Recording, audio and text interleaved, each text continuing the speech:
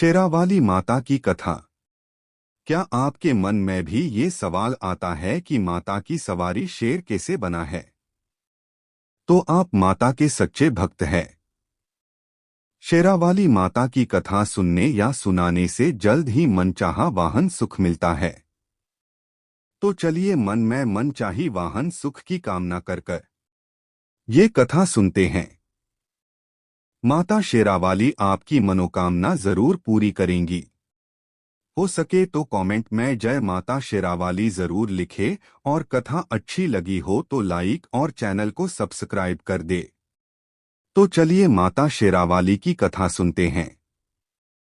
माँ दुर्गा की सवारी शेर है, यह तो हम सभी जानते हैं, लेकिन यह ख्याल जरूर आता होगा कि आखिर माँ की सवारी शेर कैसे बना।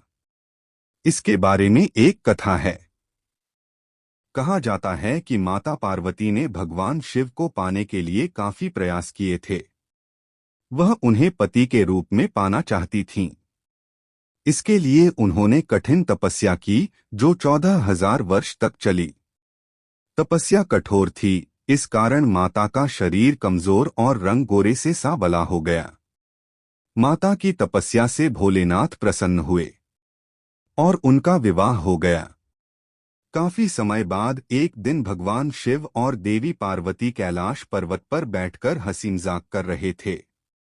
तभी शिवजी ने मां पार्वती को काली कह दिया।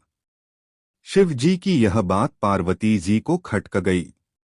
शिवजी के काफी मनाने पर भी वह नहीं मानी। इसके बाद उन्होंने अपना गौर रूप वापस पाने की ठान ली। फिर क्या माता कैलाश छोड़कर तपस्या करने में लीन हो गईं। एक दिन माता के तपस्या स्थल पर एक शेर जा पहुंचा। शेर को भूख भी लगी थी, लेकिन उसने देखा कि मां तपस्या में लीन है। शेर काफी समय तक माता को भूखे प्यासे देखता रहा। पार्वती जी को देखते देखते शेर ने सोचा कि जब वह तपस्या से उठेंगी तो उनका शिकार कर लेगा। लेकिन देखते ही देखते कई साल बीत गए।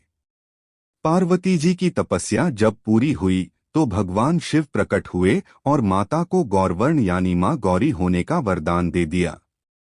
तभी से मां पार्वती महागौरी कहलाने लगीं। तपस्या पूरी होने पर मां पार्वती ने देखा कि शेर भी उनकी तपस्या के दौरान भूखा प्यासा बैठा है। उन्होंने सोचा कि शेर को भी उसकी तपस्या का फल मिलना चाहिए। इसके बाद ही माता ने शेर को अपनी सवारी बना लिया। इस तरह से सिंह यानी शेर मां दुर्गा की सवारी बना और मां दुर्गा का नाम शेरावाली पड़ा। माता के शेर के वाहन को लेकर एक और मान्यता भी है। स्कंद पुराण में यह पौराणिक कथा आती है।